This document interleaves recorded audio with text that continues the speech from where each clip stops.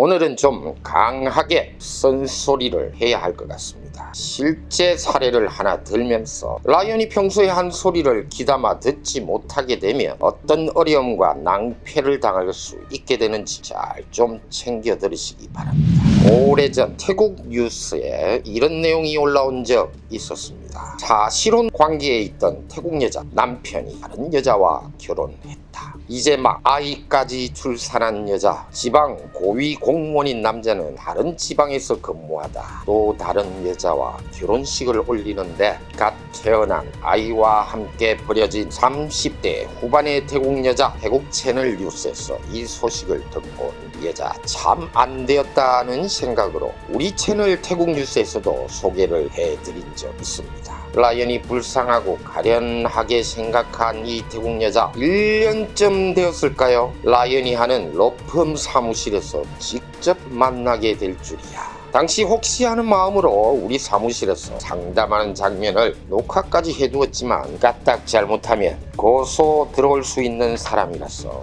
직접적인 영상은 사용 않겠습니다. 정년 퇴임하고 태국 지방에서 골프를 즐기면서 편안한 노후 생활을 꿈꾸어온 한국 남자가 바로 이 여자를 만나게 된 것이었는데요. 남자는 지방에서 주택을 한 채 구입하고 이 여자와 함께하는 안락한 인생 후반전을 꿈꾸고 있었습니다.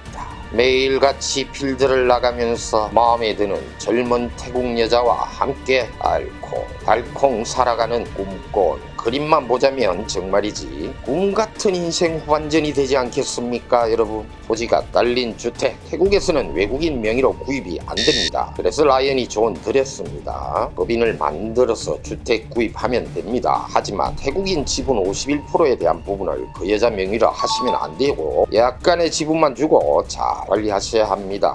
투자는 물론 선생님 이름으로 하셔야 하는 거고요. 꼭 그리 하겠다 하시길래 상담료도 받지 않고 실컷 조언해 드렸건만 이 남자 불의로펌을 통하지도 않았을 뿐 아니라 지방에서 법인 설립해서 주택 사긴 샀는데 법인 대표자는 태국 여자 이름으로 했더군요. 그 태국 여자에게 법인 설립해서 사자고 하였더니 그 태국 여자가 자기 이름으로 대표자하고 한국 남자에게는 지분 아주 쬐끔 주면서 외국인은 이 정도 지분밖에 안 된다 라고 했답니다. 제가 또 벌쩍 뛰었습니다.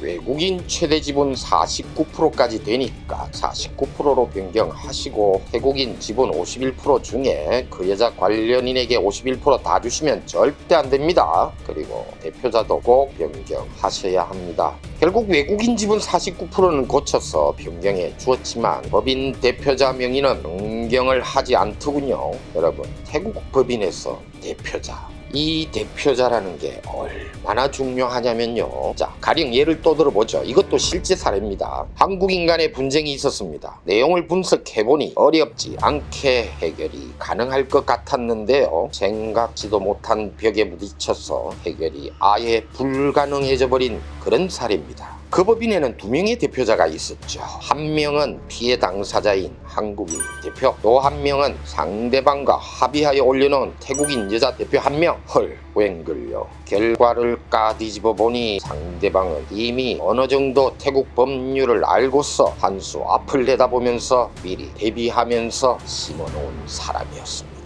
법인 대표자 2명, 법인 등기부 등본상 사람이 공동사인함으로써 효력을 발생하도록 되어 있었고 모든 중요 사안에 대하여 사람의 공동사인이 없으면 효력을 발휘하지 못하는 거죠. 상대방 한국인이 야간에 사무실에 진입했습니다. 사무실에 들어와서 서류를 훔쳐가는 것이 CCTV상 명백하게 증거 자료가 있는데도 불구하고 법률상 조치하지 못했습니다. 법인 회사와 관련된 이런 고소고발 조치는요, 법인 대표자가 제기합니다. 법인 대표자가 제기하여야 하고 사람이 공동으로 제기해야 하는데 또 하나의 공동대표인 태국 여자가 사인해 주는 것을 거절해버린 겁니다. 태국 법인회사의 대표자 아주 중요한 직위입니다. 예를 들어서 태국인 대표자가 법인의 돈을 횡령하더라도 횡령죄 처벌 못합니다. 왜요?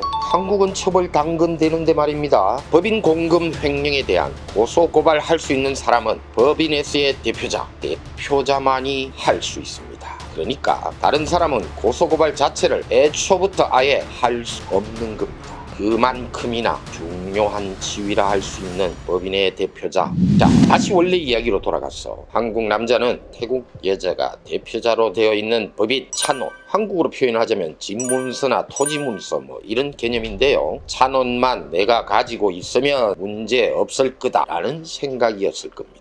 이렇게 시작된 한국 남자와 태국 여자의 인생살이 상담 전화 참 많이도 받았습니다. 구구절절 일일이 다 말씀드릴 수 없을 정도라서 중간에 서로 다투고 찢고 벗고 하는 과정은 일단 생략하고, 태국 여자가 남자의 동의도 없는 상태에서 남자의 지분을 싹 빼버렸습니다. 그리고 찬원 등기 문서를 분실하였다고 하면서 꼼티딘이라 하죠. 등기소에 신고를 하면서 재발급을 받으려고 한 겁니다. 왜요?